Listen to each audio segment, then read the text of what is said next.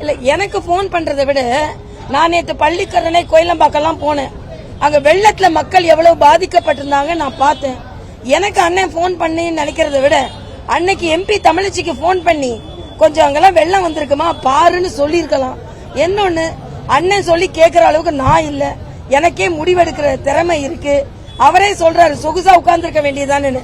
இப்ப சொகுசா உட்கார்ந்துருக்கிற இடத்தை விட்டு வெளியே வரணும்னா மக்கள் மீது எவ்வளவு அன்பு. இன்னொன்று நான் சொல்றேன், திராவிட முன்னேற்ற கழகத்தை சார்ந்தவர்கள் மற்றவர்களை பேசும்போது மரியாதையா பேசணும். ராஜ கண்ணப்பனோட பைட் ஒன்னு பார்த்தேன். அந்த பொம்பளை யாரு சொல்றீங்க?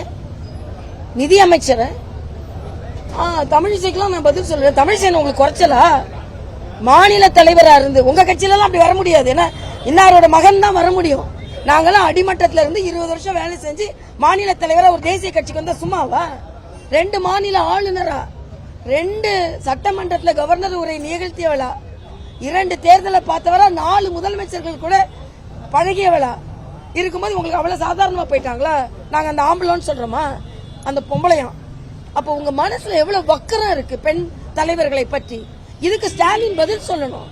சும்மா ஏதோ இவங்களுக்கு தான் எல்லாம் பட்டா போட்டு கொடுத்திருக்க மாதிரியும் துரைமுருகன் சொல்றாரு. அவர் ஜெயிக்கிறதுக்குனே உள்ள தொகுதியா இது. மக்கள் ஓட்டு போடுறதுக்குள்ள அப்படி சொன்னாங்கன்னா எவ்வளவு அகங்காரம் இருக்குன்னு நான் சொல்றேன். அதனால நாங்க வெற்றி பெறுவோம். அவங்க அப்படி பேசிக்கொண்டே இருக்கட்டும். அவர்களை மக்கள் இப்ப நன்றாக புரிந்து வைத்திருக்கிறார்கள். வெள்ளம் வந்தா நாங்க வரமாட்டோம். ஆனா எனக்கு நேற்று ஒரு தகவல், டோக்கன் கொடுக்கறாங்கன்னு, பணம் கொடுக்க ஆரம்பிச்சிருக்காங்கன்னு. தயவு செய்து, ஆமா நேற்று தென்சென்னை தொகுதியில் இதை உடனே தேர்தல் ஆணையம் கட்டுப்படுத்த வேண்டும்.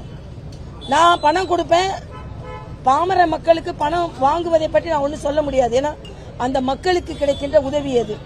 ஆனா அதை வைத்து ஓட்டுகள் வாங்க வேண்டும் நினைக்கிறது தேர்தல் ஆணையம் கட்டுப்படுத்தப்பட வேண்டும் என்பதை நான் தெரிவித்துக் கொள்கிறேன். ஏன்னா கடுமையா உழைச்சி ஓட்டு வாங்குற வேட்பாளர்கள் கூட இந்த மாதிரி குறுக்கு வழியில வராதுங்க. வந்தா அது ஜனநாயகத்துக்கு அடுக்காது. ஆனா நீங்க அதே மக்களுக்கு நாங்கள் முழுமையான உதவியை செய்வோம்.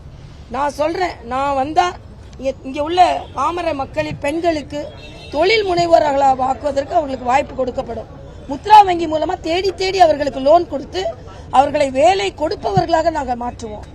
ஆக இப்படிப்பட்ட பெரிய திட்டங்கள்லாம் இருக்கு. ஏதோ ஓட்டு வாங்கிட்டு அதை பத்தி கவலைப்படாம இருக்கிறதுல. இன்னொன்னு, அண்ணன் துரைமுருகன் சொல்றாரு தமிழச்சி பார்லிமெண்ட்டுக்கு போனா இங்கிலீஷ்ல பேசுவாங்களாம். தமிழ்ல பேசுவோம் சொல்லிட்டு இங்கிலீஷ்ல பேசுவாங்களாம். மற்றவங்க எல்லாம் அப்படியே டீ காபி குடிச்சிட்டு அப்படியே வந்துருவாங்களாம். ஆக நீங்க தமிழ்னு பேசிட்டு இப்ப இங்கிலீஷ்ல பேசுறேன்னு பெருமையா சொல்றீங்க. எனக்கும் இங்கிலீஷ் தெரியும், நானும் பேராசிரியரா இருந்தவள் தான். ஆனா நான் போனா தமிழ்ல தான் பேசுவேன். ஏன்னா நான் ஆளுநர் உரையை தமிழ்ல கொடுத்த ஆளு. நான் எனது பதவி பிரமாணத்தை தமிழ்ல எடுத்தது. உங்களுக்கு தமிழ் பற்று இருக்கா, எங்களுக்கு தமிழ் பற்று இருக்கா? அதனால ஏதோ உங்களுக்கு மட்டும் பட்டா போட்ட மாதிரி நினைச்சுக்காதுங்க. எங்களுக்கும் மக்கள் ஆதரவை தருவார்கள். எங்களிடம் மக்கள் அன்பாக இருப்பார்கள். நிச்சயமாக நாங்கள் வெற்றி பெறுவோம். செய்திகளை உடனுக்குடனும் துல்லியமாகவும் தெரிந்து கொள்ள சப்ஸ்கிரைப் பண்ணுங்க.